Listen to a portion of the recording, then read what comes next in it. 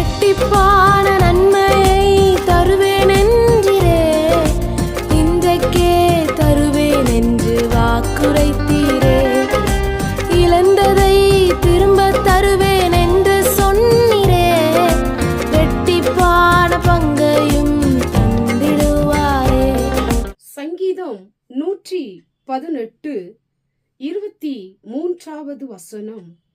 அது கர்த்தராலே ஆயிற்று, அது நம்முடைய கண்களுக்கு ஆச்சரியமாய் இருக்கிறது. இந்த வார்த்தையை கேட்டுக்கொண்டிருக்கிற எனக்கன்பான தேவ பிள்ளைகளே, திடீரென உங்களுக்கு ஆச்சரியம் நடக்க போகிறது.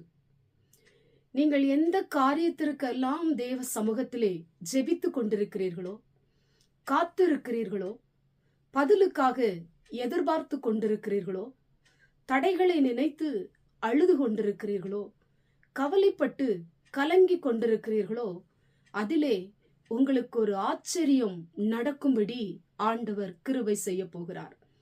இந்த ஆச்சரியமான காரியங்களை கர்த்தர் ஒருவரே உங்களுக்கு செய்ய போகிறார். மனிதனால செய்ய முடியாதவைகள், உங்களால செய்ய முடியாத அத்தனை காரியங்களையும் ஆண்டவர் பார்த்து கொண்டிருக்கிற பரிசுத்த ஆவியானவராயிருக்கிறார். உங்களுடைய அழுகையை அவர் பார்க்கிறார், உங்களுடைய புலம்பல்களை அவர் பார்க்கிறார், உங்களுடைய வேதனைகளை அவர் பார்க்கிறார், நீங்கள் வடிக்கிற கண்ணீரை அவர் காண்கிற தகப்பனாயிருக்கிறார். எத்தனை நாட்கள் நான் போராடி கொண்டிருக்கிறேன், எத்தனை வருடங்கள் நான் காத்து கொண்டிருக்கிறேன் தேவ சமூகத்திலே, எத்தனை மாதங்கள் இதற்காக நான் ஜெபித்து கொண்டிருக்கிறேனே, என் ஆண்டவர் எனக்கு ஒரு காரியம் செய்ய மாட்டாரா? ஏக்கங்களோடு தவிப்போடு கூட காத்திருக்கிற தேவ பிள்ளையே, உங்களை பார்த்துத்தான் வேதம் சொல்லப்பட்டிருக்கிறது.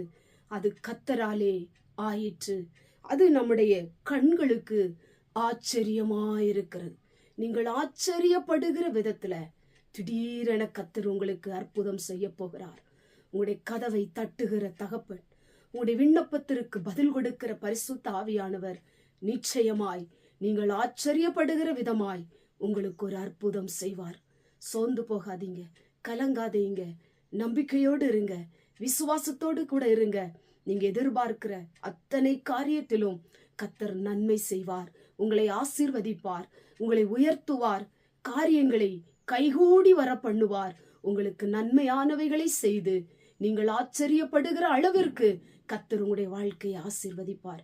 உங்களுடைய இருதயம் கலங்கி போய் இருக்கலாம், இருதயம் துக்கத்தோடு கூட இருக்கலாம், வேதனையுடைய இருதயத்தை நிரப்பி கொண்டிருக்கலாம், சந்தோஷமே இல்லை, நிம்மதியே இல்லை, சமாதானமே இல்லை என்று நினைத்து கொண்டிருக்கலாம். ஆண்டவர் உங்களை ஆசீர்வதிக்கும் பொழுது, நீங்கள் ஆச்சரியத்தை பார்க்கும் பொழுது, உங்களுடைய இருதயம் சந்தோஷத்தினாலும் சமாதானத்தினாலும் நிரம்பும்படி கர்த்தர் கிருபை செய்வார். கண்களை மூடி ஜெபம் பண்ணுவோம்.